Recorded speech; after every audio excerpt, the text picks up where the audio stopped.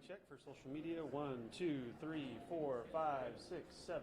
It's 2:03 p.m. 1, 2, 3, 4, 5, 6, 7, 8, 9, 10.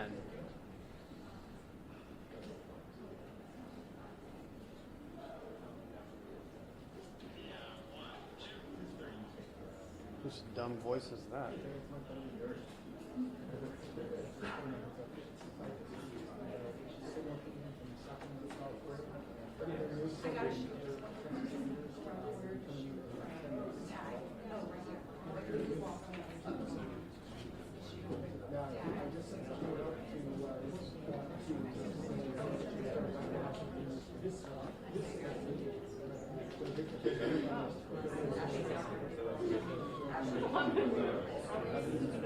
Oh.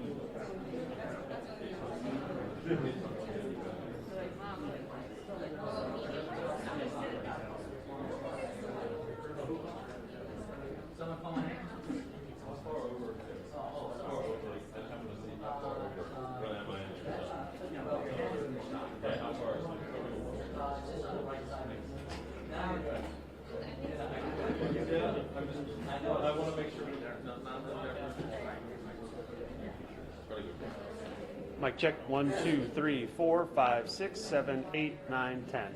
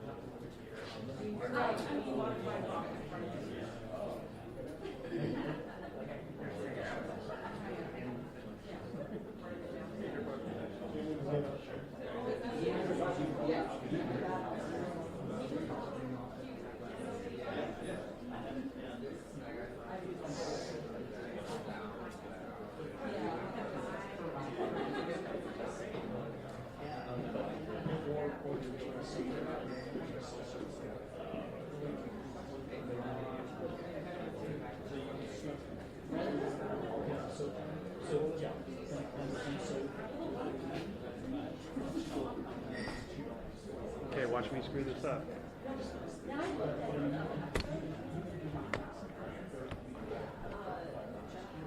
I'm worried we got some short people. Ish. I haven't heard any change.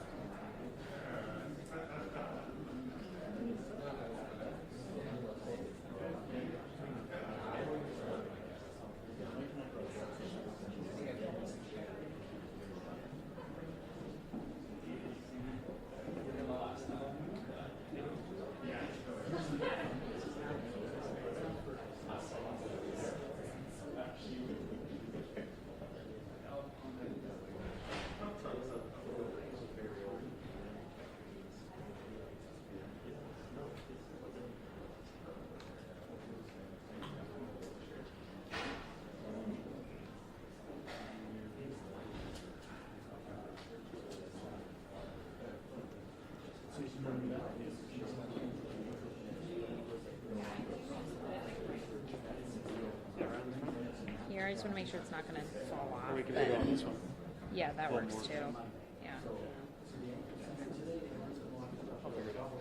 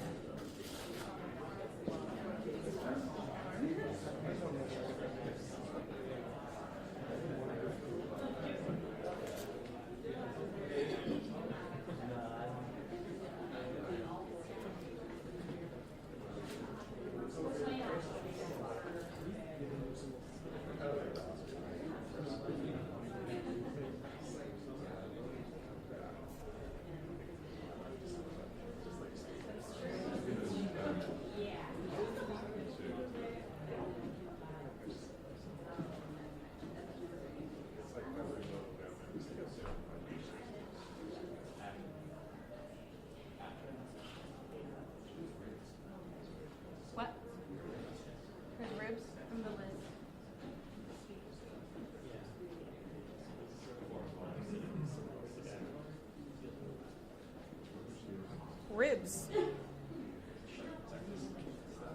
Revis. Oh, thank you. That's who ribs is. Oh, did I put something? You put ribs. Which now we're all on the road, so Yeah. that makes sense. Sorry. Definitely did not mean to. Thanks, barbecue.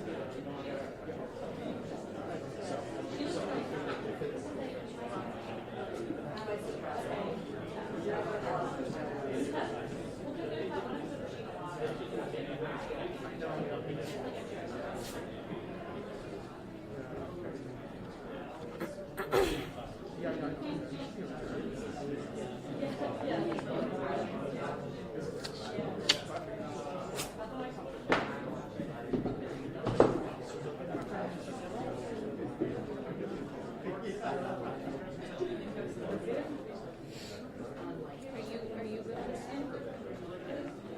You just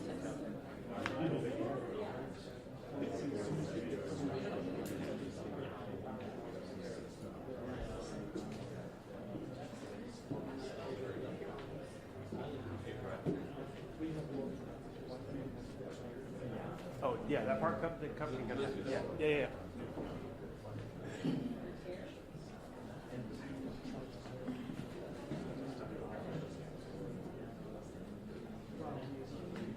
Getting pretty close.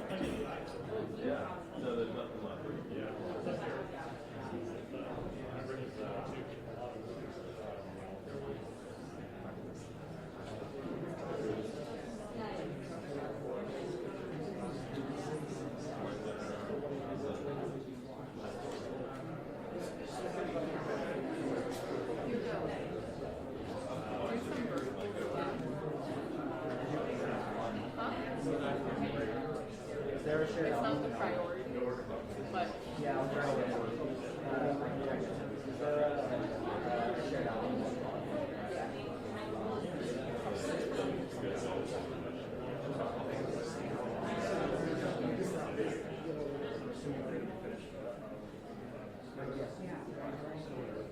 I'm going to be. I'm just chatting.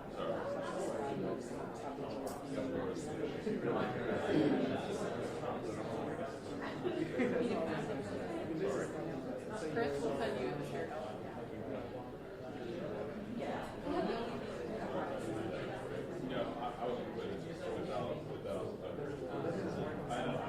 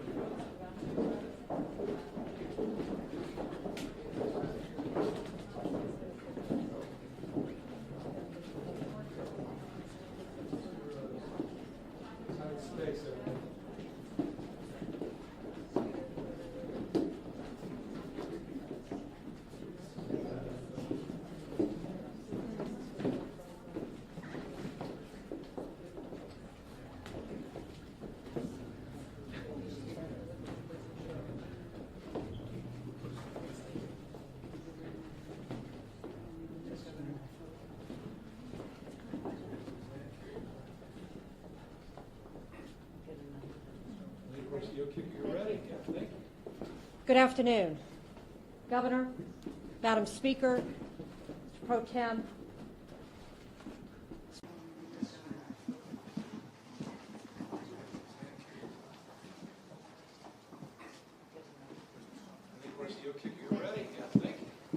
Good afternoon, Governor, Madam Speaker, Mr. Pro Tem, Speaker of the House in California. We truly are grateful to be here. My name is Ann Johnson, and I'm a proud Texas Democrat standing with my Democratic House colleagues.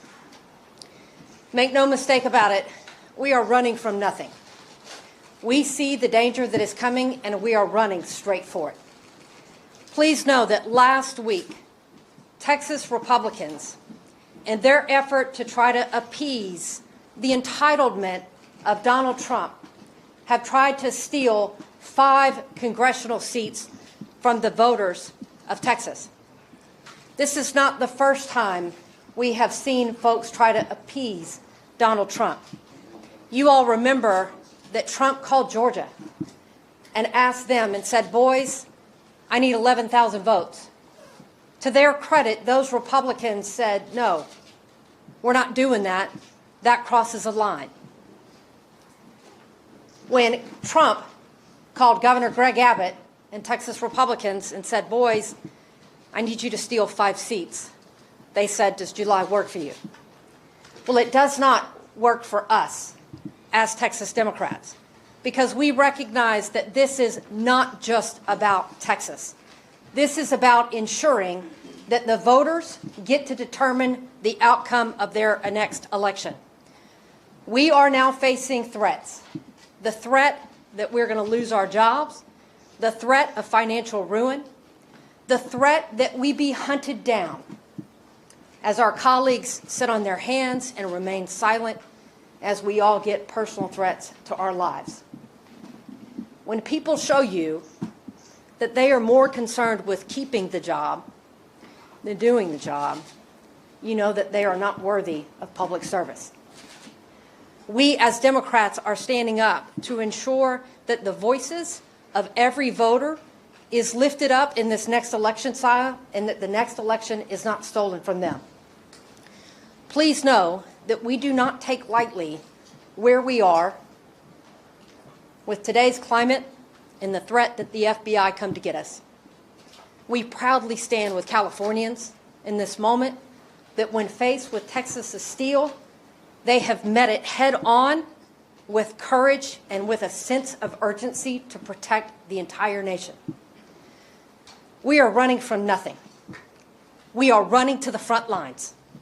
We are running to the front lines to stand with other Democrats across the state of Texas, across the state of California, across this nation, to ensure that each and every individual has the opportunity to pick, to decide that government is for the people, by the people, and not the politicians selecting them. And so we are here because we do know that courage is contagious. And we are here to give hope to others to stand up and be courageous in this moment. I am so grateful to introduce Assemblymember Isaac Bryan as part of the California group that is here to stand with Texas Democrats.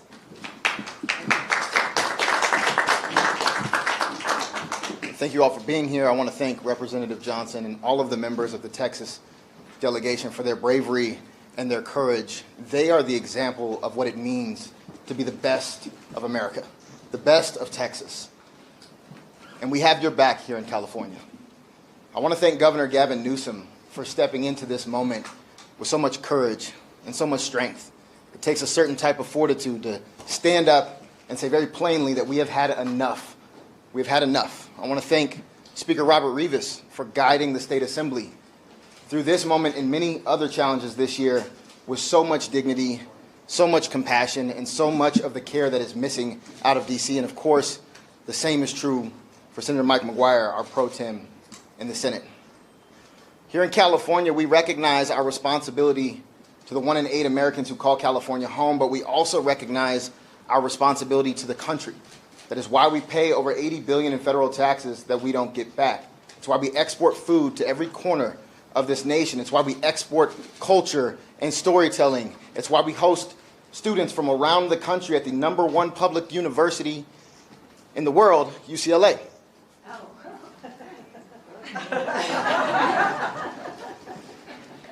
And right now, California has a responsibility to our democracy. What is happening in Texas, what is being pushed out by the Trump administration beyond Texas, is something we thought we would never see, where people's lives, their representation, their participation is willingly stifled, violently stifled, in plans that did not include public opinion, that did not include public participation, and had a pure political goal.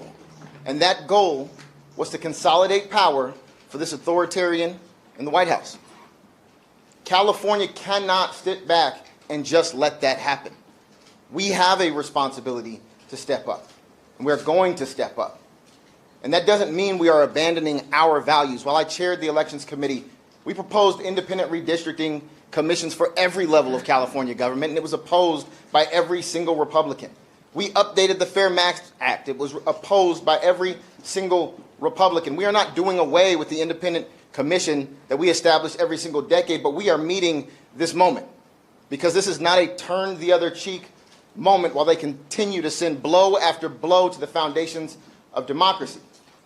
Where I'm from in Los Angeles, when they go low, we squabble up. I had the great pleasure of seeing John Lewis several times before he passed away. And he always said the same thing in every single room I was in with him.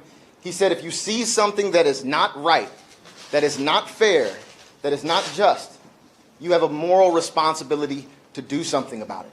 And that is what has brought us here today. And I have the great privilege of introducing the chair of the Senate Elections Committee, my colleague and my friend, Sabrina Cervantes.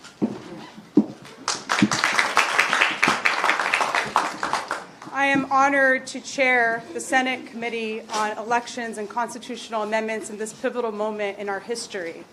I applaud the Texas representatives for the courage they are displaying in resisting this Trump Republican power grab. California did not start this fight. We are proud of our Citizens Redistricting Commission. It is a gold standard in our country.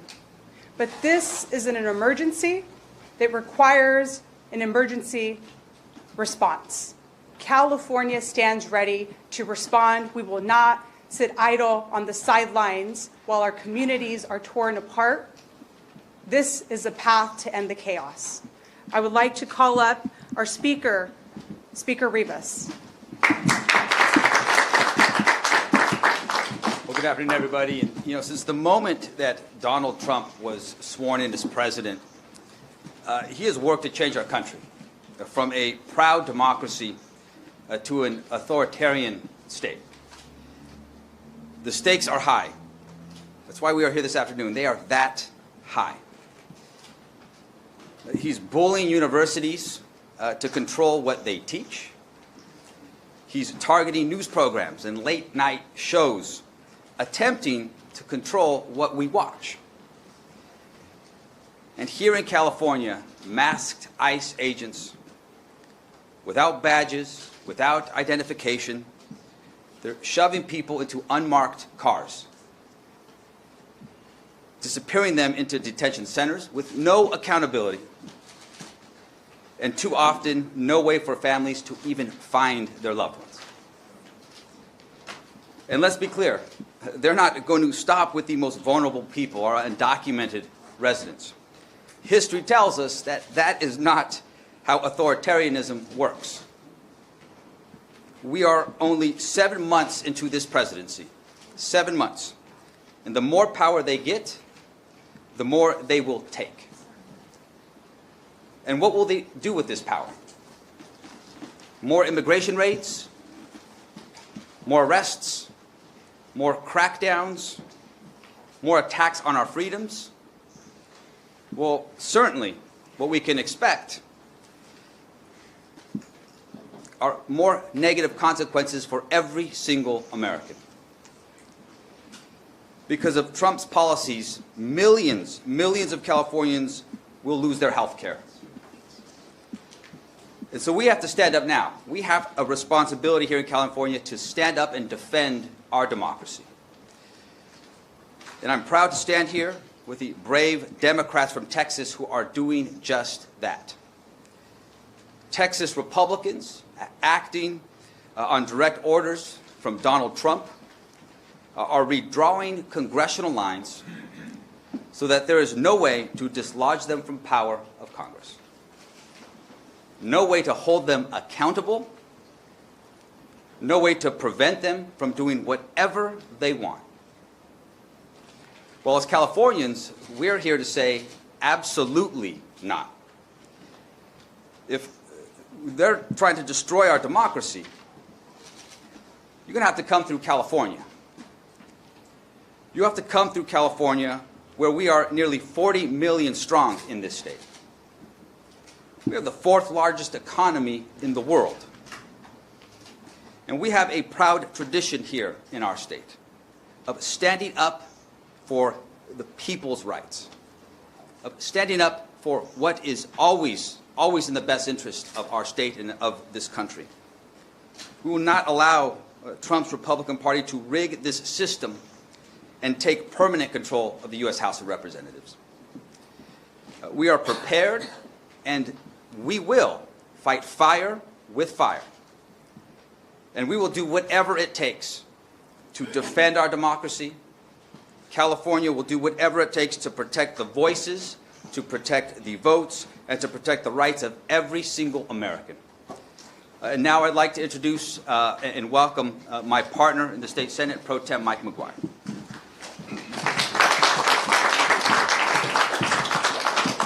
Good afternoon. Thank you all for being here. I want to take a moment to say thank you so much to Speaker Rivas. I'd like to acknowledge California's governor, thank him for his leadership, being so bold on this issue. We are incredibly grateful. The defender of democracy is here today, and that's Nancy Pelosi. We are incredibly grateful for your incredible work and legacy on behalf of all Americans.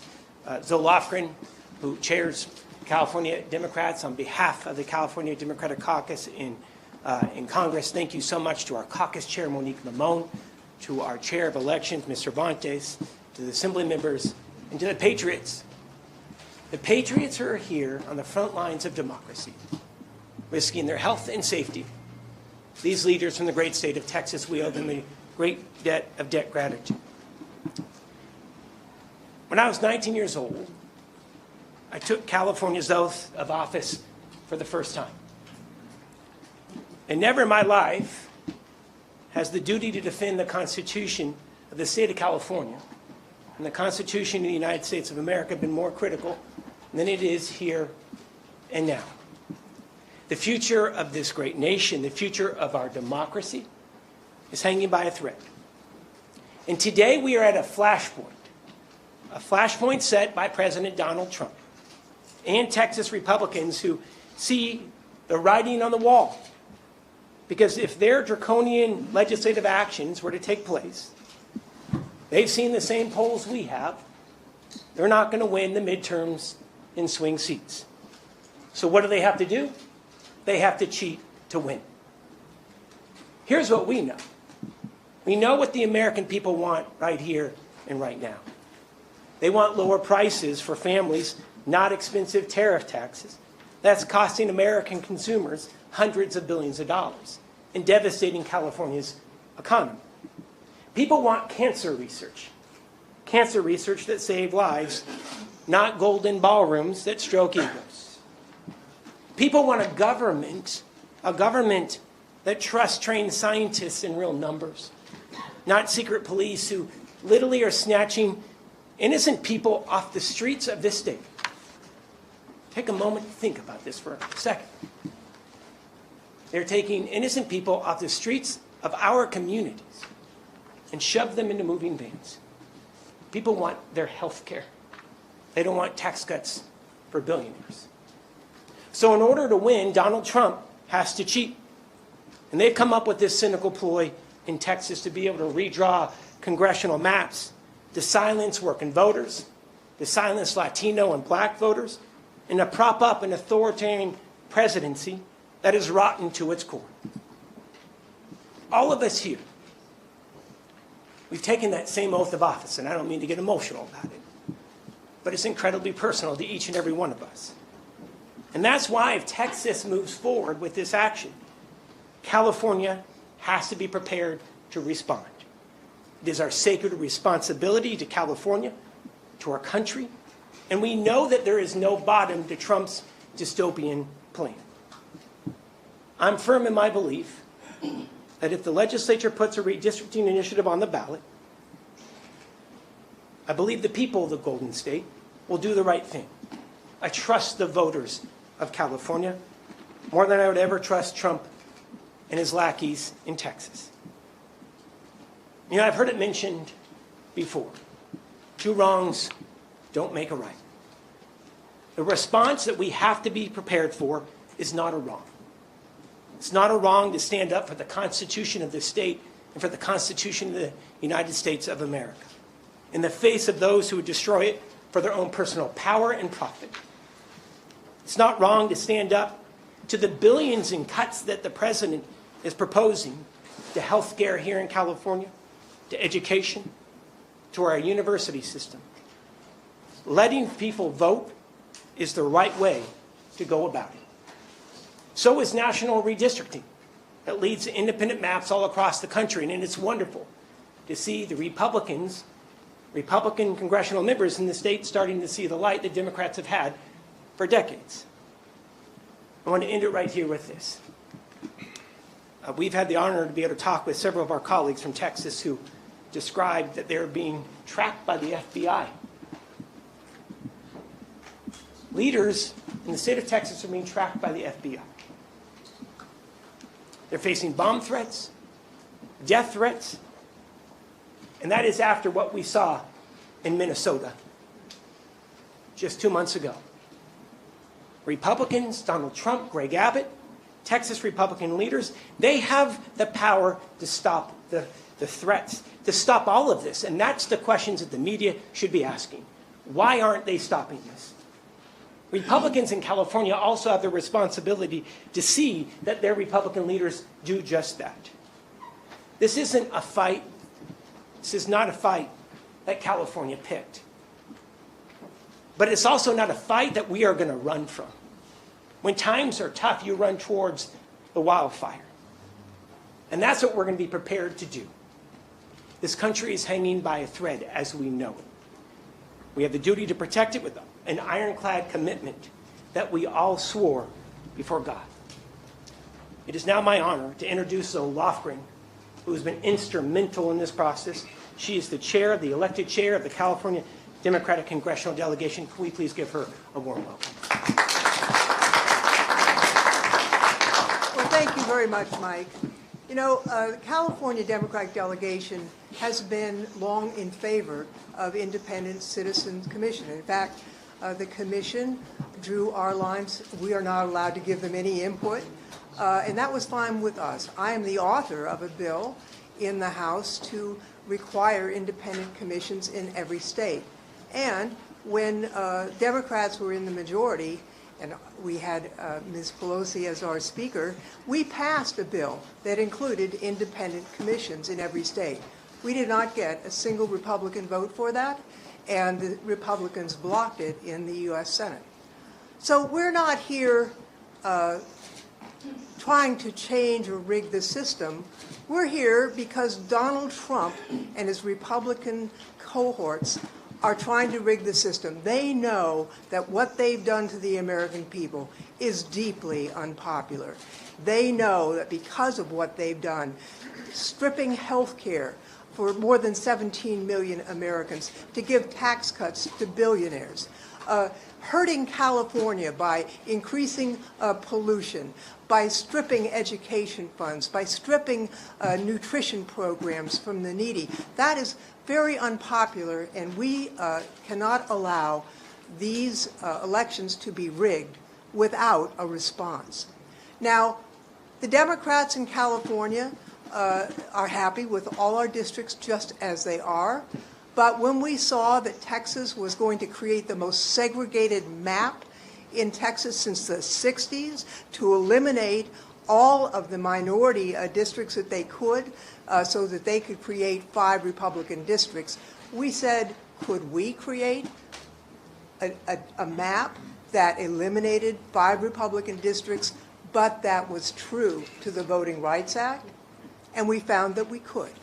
And so as we went through the details of the possibilities, I'm happy to report that every single member of the California delegation is willing to support a plan to do that.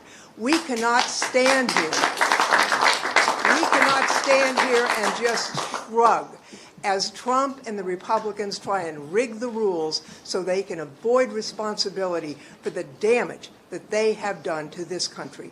We need a break on them, and we can get it in the midterm elections. I'll tell you, when we were in the majority, we didn't strip health care from Americans. We provided health care with the Affordable Care Act. And the mastermind of that is someone I'd like to introduce next, the most effective speaker in the history of the United States, Nancy Pelosi. Thank you very much, Zoe. I think it's very clear from listening to our presenters so far that the Republicans are acting because they have bankruptcy of ideas. They have no winning ideas to present to the American people, and they cannot defend their actions legitimately. So they're trying to do it and rig it illegitimately. I want to thank our governor for his leadership, his persistence in protecting and defending our Constitution and our democracy. Thank you, Governor Newsom. It's an honor to be here with the Speaker of the Assembly and the President Pro Tem of the Senate of our legislature and hear their clear message about what this means to California, but more importantly, to our country. And I join them in welcoming the courageous members of the Texas delegation who are here. We thank you not only for your courage, but for your patriotism. For your patriotism. I've said to you before, at the beginning of our country, Thomas Paine said, the times have found us. Times found them to form a new country, to write a constitution, and the rest, thank God, they made it amendable. And now the times found Lincoln, then found Lincoln to save that country, the unity of that country. And now the times have found all of us, and especially our Texas delegation, to save our Constitution. I'm from Maryland originally, and I'm very proud that the national anthem was written there. And my favorite line in the anthem is, proof through the night that our flag was still there. We have a responsibility to prove through the night of this Trump administration, the darkness of it all, that our flag is still there with liberty and justice for all. And that is what I'm so proud of the leadership of all of our California delegation in Congress, but also our state legislature as well. Zoe Laughlin has led the way as the leader of our House Democrats from California in the unity that she mentioned about our delegation. And this is something that we're unified on to honor our oath of office to protect and defend the Constitution of the United States. The president has paved over the Rose Garden. He's paved over freedom of speech. He's paved over freedom of education. The list goes on and on. Independent judiciary, rule of law, pave it over. But we will not let, he's gone too far, and we will not let him pave over free and fair elections in our country, starting with what he's trying to do in Texas, countering that. So this isn't two wrongs, or as was mentioned, it's not a wrong in what we're doing. This is self-defense for our democracy. They have hit out at our democracy, and we are here to defend it. I thank again our Texans for their leadership, for their courage, most of all for their patriotism. And now I'm very pleased to yield to our distinguished leader in all of this effort, someone who was right out there right from the start, who brings us together, making us so very proud, our Governor, Gavin Newsom. Thank you. Let me thank everybody for taking the time to be here, and let me welcome all of you to Governor Ronald Reagan's home. Reminded of Governor Reagan's last speech in the Oval Office, where he talked about the life force of new Americans. He talked about Lady Liberty's torch. And here we are, fast forward decades later. appropriately with a portrait of Ronald Reagan looking down on the President of the United States of America, Donald Trump, who's trying to light a torch on democracy. He's trying to roll back the last half century. He wants to put America in reverse on LGBT rights, on voting rights, civil rights, on the rights of women and girls. We're here in that light at this profound and consequential moment. And we're here with 6 courageous leaders, as they've been described, from the Texas delegation. It is my privilege to have had now 2 delegations visit from Texas. And it's my honor to welcome all of you and to thank you for your courage. Thank you for faith and devotion to the cause that unites all of us across this country, regardless of party. And that are the enduring principles of our founding fathers. You know, we talked about the 249th anniversary of those principles. Next year, we'll celebrate the 250th anniversary of those enduring principles, the best of the Roman Republic and Greek democracy, a system of co-equal branches of government. This notion of a system of checks and balances, popular sovereignty, all of that on the line, all of that at risk. And so I'm very sober and mindful of this moment. And as a consequence, we have taken our relationship to this moment very, very seriously. Had it not been for the courage of the Democratic representatives from Texas to stand tall and to stand up, to walk out, as is their right, as old a principle as American pie, the ability for a minority to walk out when it comes to the abuses of a majority. And they did just that to elevate not just their voices as representatives, but to elevate our voices, to call out the consequential nature of what's happening. What's happening in the United States of America is not normal. We cannot allow this to be considered normal. Please don't say it's surprising. When you say something is no longer surprising, you normalize it. This is shocking, what's happened. You heard Representative Johnson say it very powerfully and very clearly. And what more evidence did you need? You saw this take shape after Donald Trump tried to wreck the democracy after January 6th, where he dialed for 12,000 votes in Georgia. By a courageous leadership, regardless of party, that stood up against that tyranny. Now he's dialing up for seats. He called Greg Abbott, who doesn't have the courage, doesn't have the backbone, doesn't have the consciousness of the consequences of his action. And he has rolled over and he said, yes, sir, and they're trying to dial now for new seats for precisely the reason that Speaker Pelosi and others have represented. They will lose in the midterms. He knows it. Why else would he make that phone call? His agenda's failing. This presidency is failing. He knows the headwinds in a midterm. He's dialing for seats. Not only did he dial for 5 seats in Texas, he just sent his vice president, the vice president of the United States, not to console those 137 families whose lives were torn asunder because they lost loved ones to the floods. By the way, 3 members of my community in Marin County, Mark and Sarah and Johnny Walker, 14 years old, died in the flood. Mark, 50 years old. Sarah, same age. Family, friends. We were at their memorial yesterday.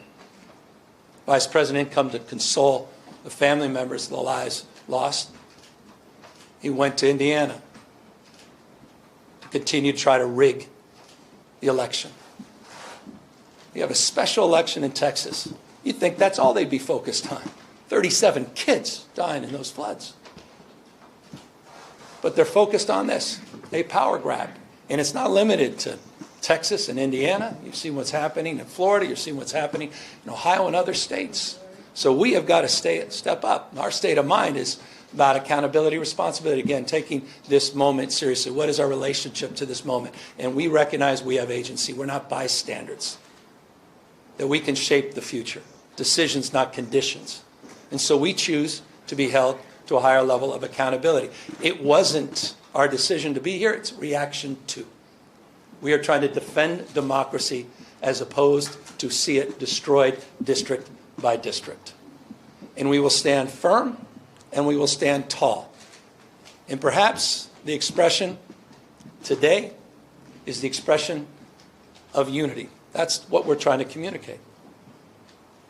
You have congressional representatives here, the leader of our congressional delegation. They are unanimous in their support of moving in this direction. You have the Speaker and the Pro Tem, and they strong support of their caucuses. And leaders of critical committees and caucus are here to express support. We are moving forward. Make no mistake. California is moving forward as a state that's larger than 21 state populations combined. We are not a small, isolated state. State larger than 21 populations combined. We tried to play by a higher set of standards and rules with our independent redistricting, and we believe in that. And we are not talking about eliminating that commission. We are talking about emergency measures to respond to what's happening in Texas, and we will nullify what happens in Texas. We will pick up 5 seats with the consent of the people, and that's the difference between the approach we're taking and the approach they're taking. We're doing it on a temporary basis. We're doing it in a fully transparent way, and we're doing it by asking the people of the state of California for their consent and support. Mark that stark contrast to what's happening in Texas and other states. We are resolved, and we are aligned in this strategy. And I'm deeply, in closing, grateful for the leadership that's assembled here today. In unprecedented time, required an unprecedented approach, an unprecedented leadership to build the kind of consensus that we believe we have. We have till August 22nd. With the leadership behind me, they will get this on the ballot.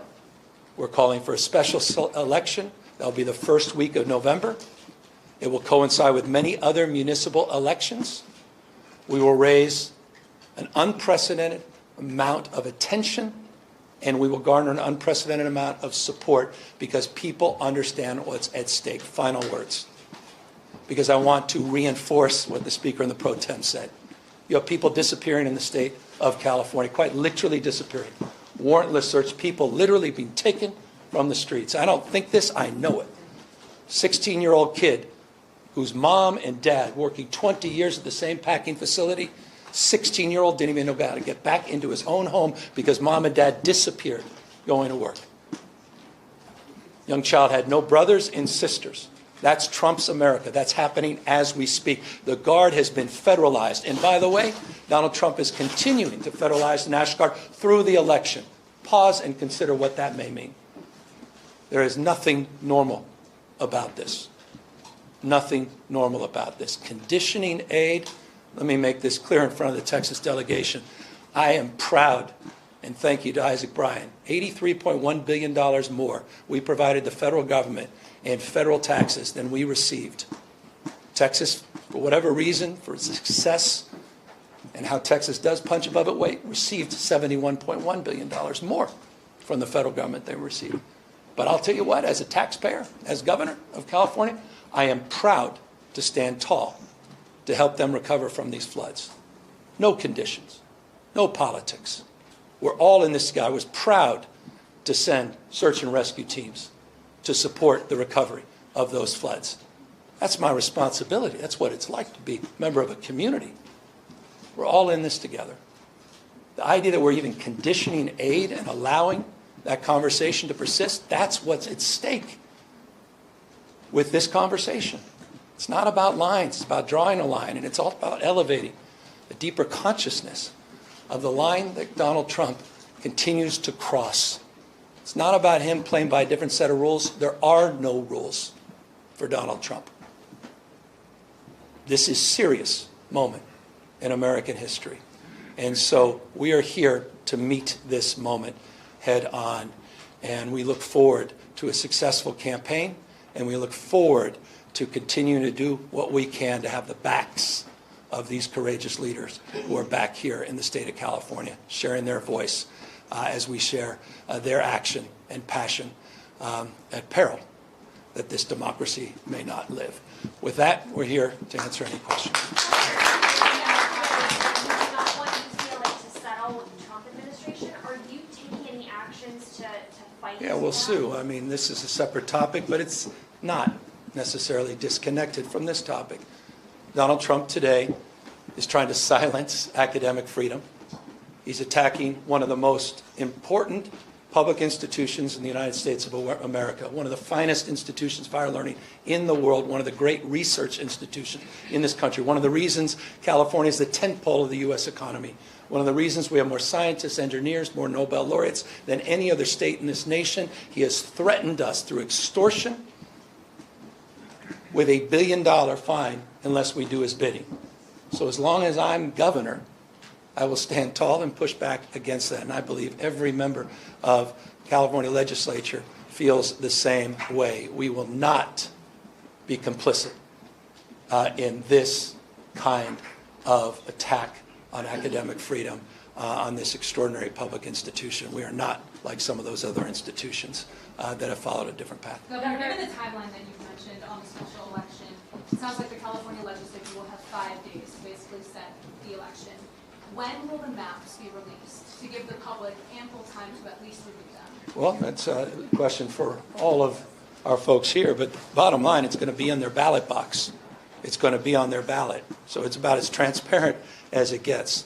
I have not been privy to the map. I'm mapping out a strategy to make this successful. I have not looked at any maps. I told you that yesterday, told you that last week, and that continues to be the case today. As it relates to that map and that process that's going through. By the way, it's very transparent because these are familiar maps. The independent redistricting has taken over 10,000 hours of testimony and public comment over the years, and they've bandied about many of these maps that have been seen before. So it's a very familiar process. It's not a very complicated process. It may appear to be, but it's not. But the process we want to make very transparent, and that's the idea of putting the maps on the ballot. And that was something for me was a red line. And it's something that I think is foundational in terms of this effort. So does it not matter what people think that in the 5 days that the legislature has the time? I mean, this is for really legislative leaders. It's 5 days and adequate enough time for the public to review what you will present to them on the ballot. So I can tell you this, Ashley, that maps we anticipate will be available next week. Our work began with the work that was already done, as the governor just mentioned, by our independent redistricting commission. Once these maps are released, voters will have the opportunity to digest these maps, review them for weeks and months leading to this election. If there is another state with a more transparent process where voters will get the ultimate say in these new maps, please let me know what it is, or if there's a state doing it, because we are going above and beyond to ensure that, one, we are protecting the Voting Rights Act, and that we are sending the voices of our most vulnerable to Washington, D.C. But when it comes to the maps, we anticipate these maps to be available next week. Governor, I have a question. How can you guarantee to Californians this will be a one-time exception with the Independent Redistricting Commission? If you're in a gerrymandering arms race, what makes you confident this is the only time you'll ask them? Well, I'd say we want to do it for the 26, 28, 30 ballots, just for congressional representatives alone. We want to provide that opportunity to the voters. They'll make that decision. And they'll decide that direction. We want to maintain the framework of the Independent Redistricting Commission, which I've long supported. We believe, as the Lofgren believes, as the author of the legislation that only Democrats signed. I'll repeat that because it needs to be repeated. The Democratic Party is on record supporting national independent redistricting. The Democratic Party is on record. The Republican Party is nowhere to be found on that. But we're not going to unilaterally disarm in the state of California. We tried to lead by example with the Independent Redistricting Commission. And we are looking at temporary measures. And that is my intent, and that is the direction that ultimately will be made by the public.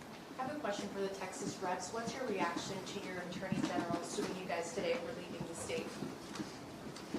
I mean, it just follows the long line of threats, right? I mean, we can tell they're desperate. I mean, they are throwing everything at us that they can. The loss of leadership, the financial ruin, the threats that they are putting out into their group. And then, of course, my colleague here, they have filed litigation to try to vacate seats. They are trying to overturn the will of the electorate before a time as said, because they are afraid of the voters. Not only do they want to take out 5 congressional seats and steal them, they now want to take out the representatives that are actually standing up against them attempting to rig the next election cycle. Duly elected representatives out of Texas that have elected us to be here today to break quorum per our Constitution because we know that the majority has gone off the rails. I'm State Representative Gina Hinojosa, and I'm one of the legislators in Texas who is facing a threat by our Attorney General to be removed. You should know, just 2 days ago, I checked in with my office. We had 700 calls on this bill proposing a new map that hasn't even been out a week for the public to see. 4 were opposed. The rest were all in support of my breaking quorum. I'm doing exactly what my constituents want, and it is shameful for our governor or for our attorney general to try to remove a duly elected representative of the people from office, but it is in keeping with what is happening in this grander scheme of these Trump maps to try to rig the 2026 midterms. The response to Governor Abbott is saying he'll continue to call special sessions until you return. So that's his decision. That's the benefit of who you elect for governor. We are breaking and doing everything we can to break this quorum. We have 137 at least. We are missing 2 more individuals out of Central Texas. We have been there for 2 weeks waiting to address that issue. They only put 1 bill up for us to debate in the House, and it was redistricting. We have an arrest warrant for us to go back to Texas for 1 bill only. They don't want us to come back for flooding. They are using those families as a distraction. The governor can write a check right now to try to start the process. And so it's his decision what's valuable to him. Does he want to have us come back and address flooding, to address the issue of school testing, to address human trafficking, to address the infrastructure in our courts? We will gladly show up. So you're going to find out, the people of Texas, who he plays for. Is he going to call us back for you, or is he going to call us back to do Trump's bidding? Are you prepared to stay out of the state through even the filing deadline in December, if that's what it takes to stop a redraw for the 2026 map? So we take this fight 1 day at a time. We fight to win today, and tomorrow we assess and take it on. Then I'm reminded of a quote by one of our wonderful governors of the past, Ann Richards, and she said, "The here and now is all we have, and if we play it right, it's all we need." And that is what is happening here today. We're about to play it right. Thank you. Question for the governor. If California redraws districts for Democrats to try to fix these, that would only cancel out what Texas is doing, but Republican-led states, including Florida, Ohio, Missouri, and Indiana, will or are considering redrawing their own lines, and Democrats don't control enough states or have enough districts to pick up to counter that. So given that math, why go through with trying to bypass the independent? Well, these guys are ruthless on the other side, so I concur. That said, we can control what we can control. It's not what happens, it's what we do in response to what happens. Here's what we can do in response. There's other states that can act not dissimilarly to California, but none can act, I guess, with the scale and scope that we can. So that would be my response. It's always the right thing to do the right thing. It's always the right time to do the right thing. And our response is what we can control, and we can encourage others through the power of emulation to consider the approach that we've taken based upon their unique circumstances. Most states don't have independent redistricting. Many states have supermajorities in their legislature.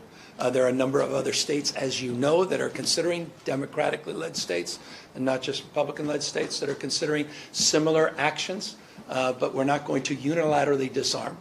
We're not going to allow them to roll us over, and at least we will have the power of expressing ourselves very powerfully that everything they did in Texas, all the fire and fury, signified nothing. That we neutralized it. We nullified that. We don't move unless they move. This is triggered. They drew first blood. We're responding to this action. And this is how we choose to respond, and I hope other governors and other leaders across the country do the same. Last question. In the hypothetical, if it is triggered and voters do not approve it, is there a backup plan? Is there a plan B if Texas moves? I think the voters will prove it. I think the voters understand what's at stake. Look, I'm not naive. We live in the most un-Trump state in America. And I think people understand, boy, do they understand, intimately understand what's at stake with Donald Trump.